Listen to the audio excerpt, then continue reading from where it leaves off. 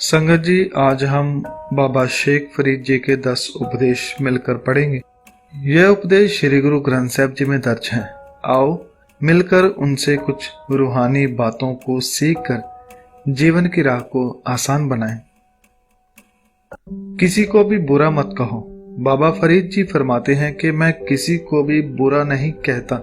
अगर बुरा कहूं भी तो किसे कहूं? मुझे तो कोई बुरा नजर आता ही नहीं। फरीदा खालक खलक में खलक वसै रब मां है। मंदा किसनु आखिए जातिस बिन कोई ना है। ऐ फरीद, वो खालक सबका मालिक हर जगह है। वो तो सब में मौजूद है। जब वो सब में मौजूद है तो मैं किसी को भी बुरा नहीं कह सकता, क्योंकि मुझे तो उस एक के सिवा कोई और नजर ही नहीं आता। बुरे का भी भला करो।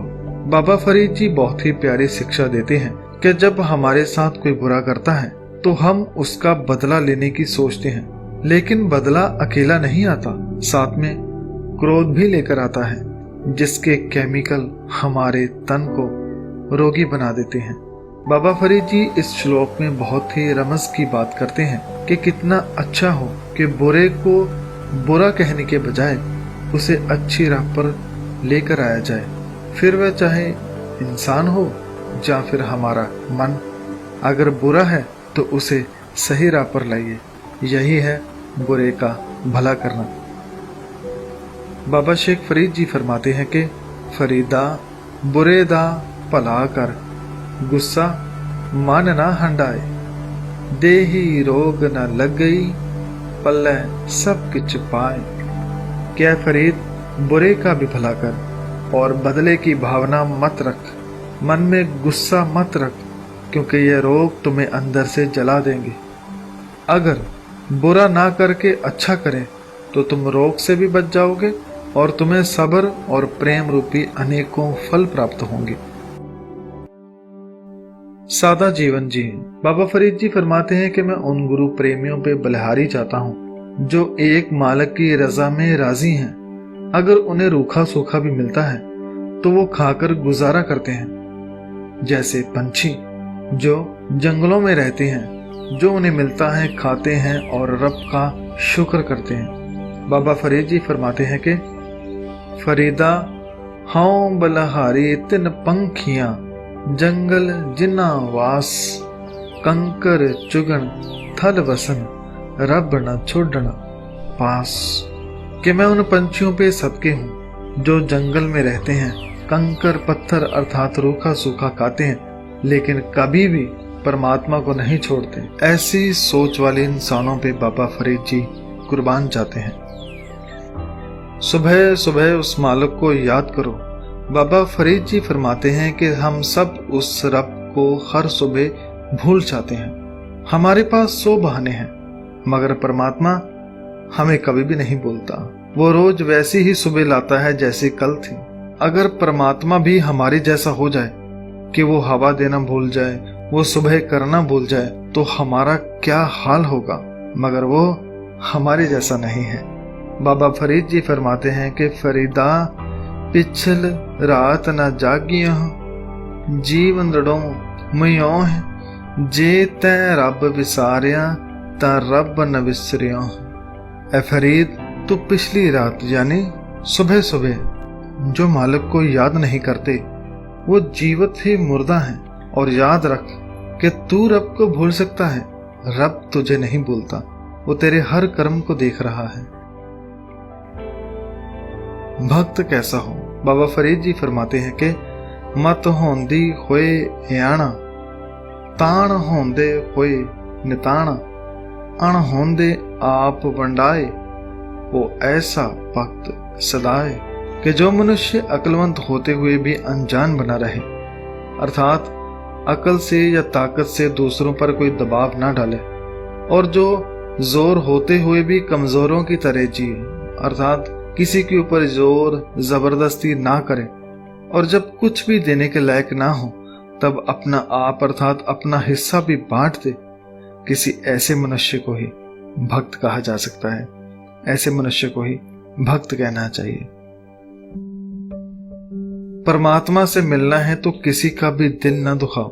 बाबा फरीद जी फरमाते हैं कि सबना मन माणक ठाहण मूल मचांगवा जे तौ पिरियां दी सिक हियाओ न ठाहें कहीं दा। अर्थात के सभी के मन मानक हैं, मोती हैं, इसलिए किसी का भी हृदय मत दुखाओ। अगर तुम्हें परमात्मा से मिलने की इच्छा है तो किसी का भी दिल न दुखाओ, न घर वालों का, न किसी धर्म देश का, किसी के प्रति न बुरी भावना रखो, न दिल तोड़ो। हम इस धरती पे क्या करने आए हैं उसे याद रखें। बाबा शेख फरीद जी फरमाते हैं कि फरीदा चार गवाया हंड के चार गवाया सम लेखा रब मंगेसिया तो आहू के रह कम। के चार यानी सारी जिंदगी या तो खा पी कर गुजार ली या सोकर। तुम क्या करने यहाँ आए थे? जब इसका हिसाब तुमसे रब मांगेगा तो तुम क्या जवाब दोगे? इसलिए केवल मौज मस्ती ना करें, बल्कि वो करें जो रब चाहता है। और वो क्या चाहता है, इसके लिए आपको खुद को खोजना पड़ेगा, जानना पड़ेगा कि मेरा यहाँ आने का क्या मतलब है। जैसे सूर्य, चांद, तारे सभी के होने का कोई ना कोई कारण है, ऐसे ही तुम्हारा भी यहाँ आने का कोई कारण है, उसे खोजो। अपना मिशन पूरा करके जाएं। बाबा फरीद जी फरमाते हैं कि जो बन जांदे ना डरा जे सह प्रीत न जाए। फरीदा कितनी जोबन प्रीत बिन सुख गए कुमलाए। कि मेरा जोबन यानी अगर मैं भरी जवानी में जाता हूँ या किसी भी उम्र में जाऊं तो मुझे कोई अफसोस नहीं होगा अगर मेरा प्रेम परमात्मा के साथ बना हुआ है तो। क्योंकि मैंने देखा है कि यहाँ बहुत से ऐसे हैं जो भरी जवानी में सूख चुके हैं, यानी उनके मन में कोई तरंग नहीं, कोई परमात्मा या दुनिया के लिए प्रेम नहीं। ऐसी जवानी का क्या लाभ? आपने देखा होगा कि कई फौजी जवान भरी उम्र में शहीद होते हैं, उन्हें सारी उम्र याद रखा जाता है। वो देश के लिए कुछ करके गए, उनका आना सफल हुआ। मगर जो सिर्फ ऐश करके गए, सिर्फ निंदा चुगली गुस्से करके ही चले गए, वो जवानी बर्बाद कर रहे हैं, वो खुद से दूर जा रहे हैं। जिसे ढूंढ रहे हो वो तो तेरे अंदर है। बाबा फरीद जी फरमाते हैं कि फरीदा जंगल जंगल क्या पवह वण कंडा मोड़ है वसी रब हियाली है जंगल क्या ढूंढे। कि तू उसे इधर उधर कहाँ ढूंढ रहा है? क्यों जंगलों में जाकर कांटों में जीवन व्यतीत कर रहा है? जिसको तुम ढूंढ रहे हो, खोज रहे हो, वो तो तेरे अंदर है। उसे कहीं और मत खोज, बल्कि खुद में खोज, वो वही मिलेगा। जहां लालच है वहां सच्चा प्यार नहीं हो सकता। फरीदा जा लब ता नेह क्या लब ता कूड़ा नेह किच्चर चत लंगाई है चप्पर टुटे मेह। बाबा फरीद जी फरमाते हैं कि जहां लालच है वहां प्रेम कहाँ? क्योंकि जहां लालच आ जाए वो प्रेम केवल झूठा प्रेम है। ऐसा ही प्रेम कई रब के साथ भी करते हैं।